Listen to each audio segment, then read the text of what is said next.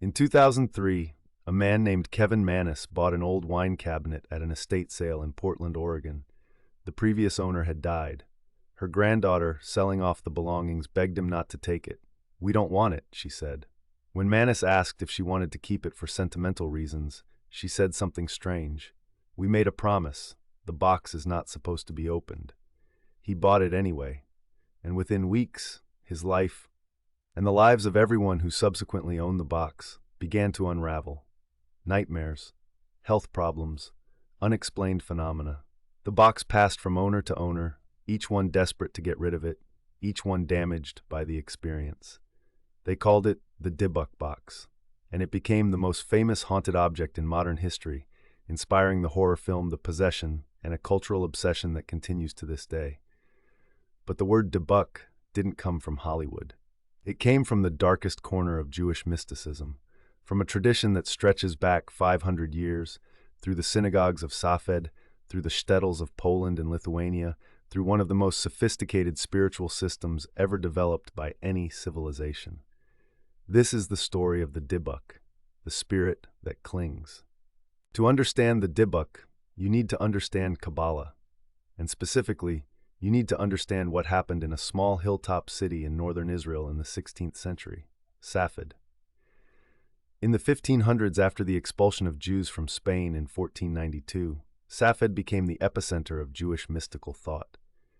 Kabbalists gathered there, brilliant, intense scholars who believed that the Torah contained hidden layers of meaning, that the universe was structured according to divine emanations called the Sephirot, and that the human soul was far more complex than most people imagined. The key figure was Rabbi Isaac Luria, known as the Ari, the Lion. Luria revolutionized Kabbalah with a radical cosmological vision. He taught that at the moment of creation, divine light was poured into vessels, and the vessels shattered. Sparks of divine light scattered throughout the universe, trapped in shells of darkness called klipot. The purpose of human existence was tikkun, repair, gathering the sparks, healing the broken vessels. But Luria also developed a sophisticated theory of the soul. In his system, a soul could be divided, fragmented, displaced. A soul that failed to complete its mission in one lifetime might need to return, not through reincarnation in the traditional sense, but by attaching itself to a living person. This was the theological foundation for what would become the Dybbuk. The word itself wouldn't appear for another century, but the idea that a restless, incomplete soul could latch onto the living was born in Safed, in the mind of a mystic trying to explain why the world was broken. The word Dybbuk comes from the Hebrew root dbk, meaning to cling or to adhere. A Dybbuk is literally a spirit that clings, but not just any spirit. In Jewish thought, there's a crucial distinction between different types of spiritual entities. A Dybbuk is specifically a human soul, the soul of a person who has died but cannot move on. It is not a demon. It is not an angel. It is a human being, or what's left of one, trapped between worlds. Why would a soul become a Dybbuk? The reasons were specific. A soul that had committed serious sins in life, particularly secret sins that were never confessed or atoned for, might be denied entry into the afterlife. A soul that had been wronged, that carried unresolved grievances, might refuse to leave the earthly realm. A soul that had left its tikkun, its spiritual repair work, unfinished, might desperately seek a living body to complete what it could not. The Dybbuk typically attached to a person through a moment of spiritual vulnerability, during intense grief, during illness, during sin.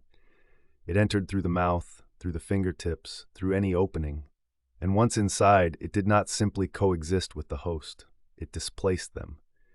The possessed person would speak in voices not their own, display knowledge they couldn't possess, exhibit physical contortions and behaviors that terrified their communities. There is an important nuance here. The Dybbuk was not evil in the way Western culture imagines demons. It was pitiable. It was a soul in pain, a soul that had failed, a soul that was clinging to life because it was too afraid or too broken to face what came next. The possessed person was a victim, but so, in a sense, was the Dybbuk. The documented cases of Dybbuk possession are remarkable for their detail. Rabbinical literature from the 16th through the 19th centuries contains dozens of accounts. Not vague folk tales, but specific case reports, recorded by rabbis who considered themselves witnesses to real events. In a typical case, a person, often a young woman, would suddenly begin speaking in a male voice. The voice would identify itself. It would give a name, describe its former life, confess its sins, and explain why it was trapped. The possessed person might display supernatural strength, speak in languages they had never learned, or reveal information about people and events they had no way of knowing. The community response was the Dybbuk exorcism, a ritual that bears some structural similarities to Catholic exorcism, but is fundamentally different in its theology and practice. The exorcism was performed by a rabbi, specifically a tzaddik, a rabbi recognized for exceptional righteousness and spiritual authority. The rabbi would first attempt to communicate with the Dybbuk. He would ask its name, learn its story, understand its suffering. This was not about commanding a demon. It was about negotiating with a lost soul. The rabbi would then attempt to help the Dybbuk find peace. He would pray for it. He would offer it the possibility of tikkun, of completing its repair. He would gather a minyan, a quorum of 10 Jewish men required for communal prayer, and recite specific psalms and prayers. If the Dybbuk resisted, the rabbi would escalate. He might blow the shofar, the ram's horn, directly at the possessed person. The shofar blast was believed to shatter spiritual barriers. He might place the Torah scrolls near the possessed person. In extreme cases, he would pronounce a cherem, a form of excommunication, against the Dybbuk, cutting it off from the community of souls. The Dybbuk was instructed to exit through the small toe of the left foot, a specific and consistent detail across multiple accounts, which suggests either a common oral tradition or, more intriguingly, a common experience. When the spirit departed, witnesses often reported hearing a crack, a sound like glass breaking, or seeing a small wound appear on the toe. In 1920, a play premiered that would transform the Dybbuk from a rabbinical concern into a cultural phenomenon. The Dybbuk, or Between Two Worlds, was written by S. Ansky, the pen name of Shloim Zanvil Rappaport, a Russian Jewish ethnographer who had spent years traveling through the shtetls of Ukraine and Poland, collecting folklore, songs, and stories. The plot is devastating in its simplicity. A young Hasidic scholar named Conan is deeply in love with Leah, a young woman whose father has promised her in marriage to a wealthy suitor. Conan turns to Kabbalah, to forbidden mystical practices, in a desperate attempt to change his fate. He dies. But his soul, unable to accept the loss of Leah, becomes a Dybbuk and possesses her on the eve of her wedding to the other man. The play's Exorcism scene, in which a great rabbi attempts to drive Conan's spirit from Leah's body, is one of the most powerful moments in the history of theater. But Ansky's genius was in the ambiguity. Is the Dybbuk a villain, or is it a lover who refuses to let death end what life denied him? Is the exorcism a liberation, or a second death? The play was performed in Yiddish, Hebrew, and eventually dozens of languages. It became the defining work of Yiddish theater. A 1937 Polish film adaptation, one of the last great Yiddish-language films made before the Holocaust destroyed Eastern European Jewish civilization, remains haunting nearly a century later. Ansky himself never saw his play performed. He died in 1920, just weeks before its premiere in Vilna. The Dybbuk lived. Its author did not. Now, back to that wine cabinet. In 2001, Kevin Mannis published his account on eBay, listing the box for sale and describing everything that had happened to him since purchasing it. His story was specific: nightmares featuring the same old hag, a smell of cat urine and jasmine flowers that appeared from nowhere, a sense of dread that grew stronger the closer you were to the box. He sold it. The new owner, a university student in Missouri, reported the same nightmares, the same old woman. The student's mother suffered a stroke on the day the box was delivered. The student sold it. The next owner, same nightmares, same phenomena. The pattern repeated. Eventually, the box was purchased by Jason Haxton, the director of a medical museum in Missouri. Haxton investigated methodically. He interviewed every previous owner. He had the box examined. He wrote a book. He claimed the phenomena were real and consistent across all owners, none of whom had been in contact with each other. According to the backstory, the box had belonged to a Holocaust survivor named Havilah, who had brought it from Europe. Inside, Mannis had found 2 small locks of hair, one blonde, one black, 2 wheat pennies, a dried rosebud, a goblet, a candlestick, and a small granite slab with the Hebrew word shalom carved into it. The contents were consistent with items used in Jewish folk magic and mourning rituals.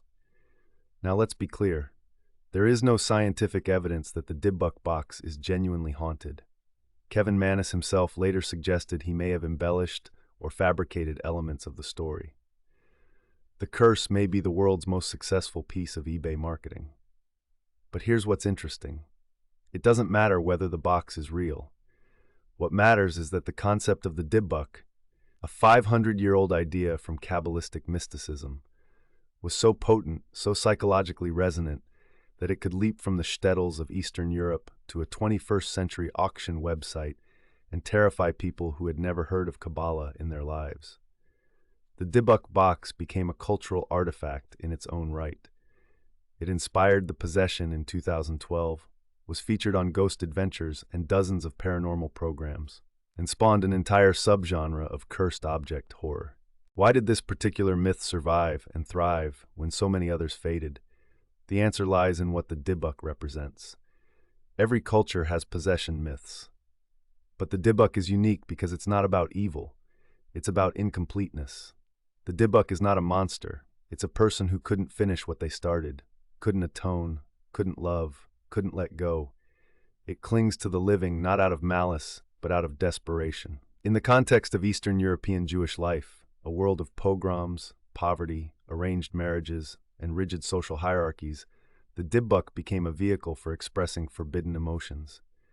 Scholars like J.H. Chages and Rachel Elior have argued that Dybbuk possession gave voice to the voiceless, particularly women, who made up the majority of the possessed in documented cases.